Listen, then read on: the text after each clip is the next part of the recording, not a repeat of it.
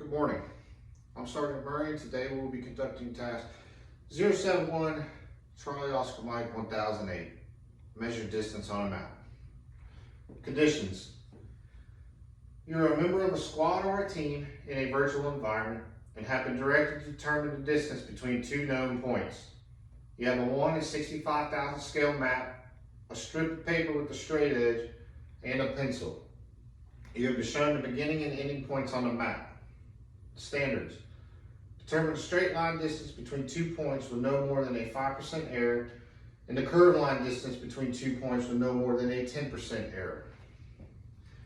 The overall risk assessment today is a low.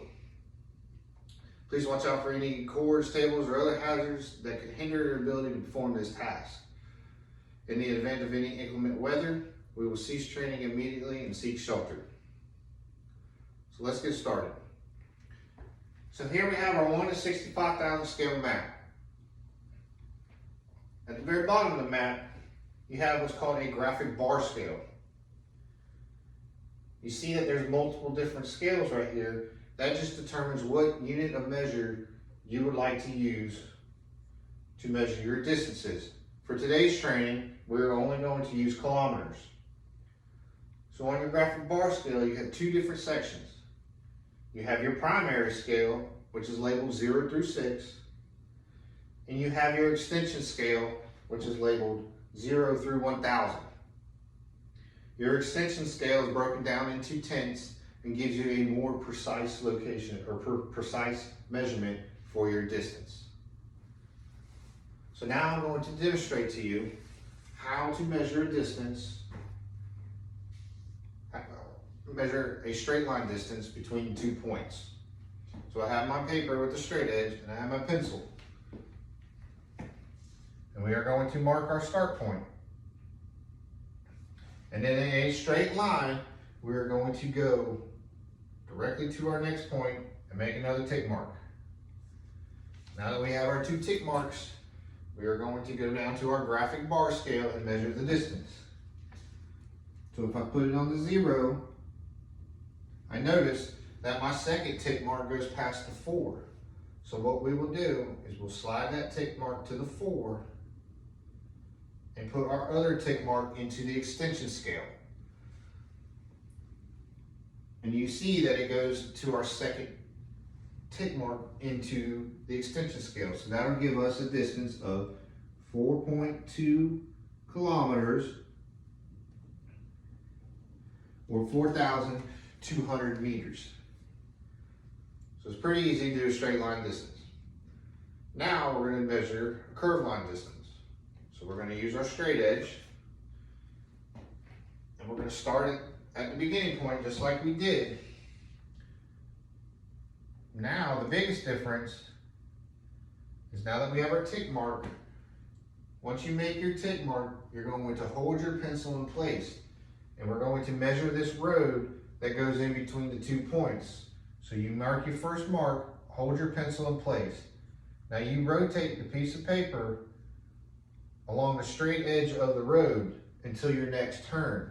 Once you get to your next turn, you're going to put another tick mark and hold the pencil in place, and then you're going to pivot the paper around along the edge of the road until your next turn.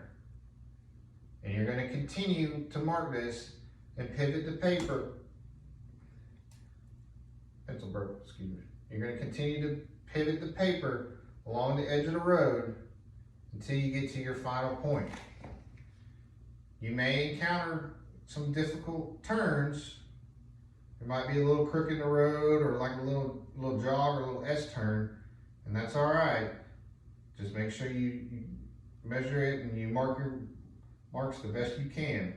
But keep turning the paper all the way down the edge of the road till you get to your final point. Now that we got our final point, we have all these tick marks.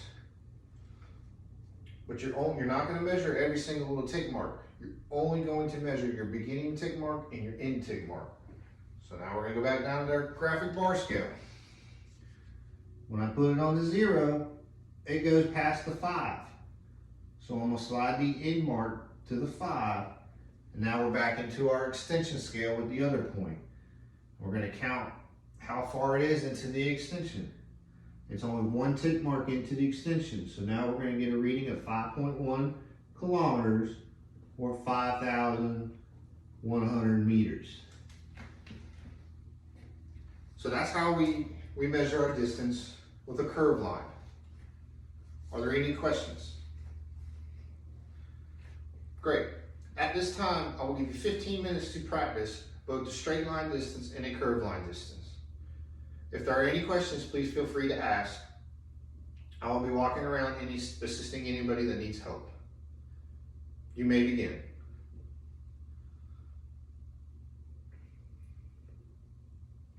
Time is up. Are there any questions? Great. At this time, we're going to conduct our evaluation. You will have only 10 minutes to measure a straight line distance and a curved line distance between 2 points, and you must do it to the standard. If there are no questions, your time starts now. Your time is up. Please turn in your answers for grading. Good job, everyone. We met the standard. At this time, I would record everyone's results on the DA form 5164R, and each soldier will receive a go or a no-go. The task proficiency for the unit is now a T. If there were any failures, I would immediately conduct retraining and make sure that the soldiers are proficient in the task and that they are able to meet the standard. I will then notify leadership that the unit is trained and proficient, and will submit all 5164Rs to leadership for record. At this time, please place all maps, pencils, and straight edges on the table. We will conduct our AAR. Today, the commander's intent was for the unit to be trained and proficient in measuring distance on a map. We learned how to measure a straight line distance and a curved line distance. We also learned what a graphic bar scale was and how to measure appropriately with the extension scale. Are there any sustainments for the training? Any improvements? Any recommendations? Thank you. Just to reiterate, today the overall risk assessment was a low. Prior to conducting our training, we took all measures to mitigate risk, and we continue to monitor the area for any more potential hazards. Thank you.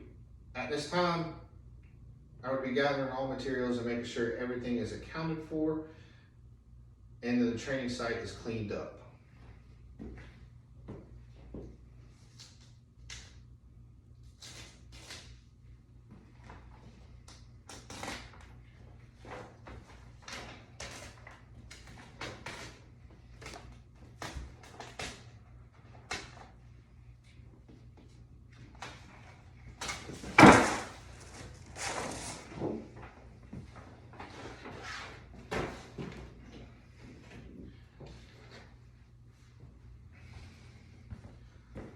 Once everything is accounted for, I would then close out the training site.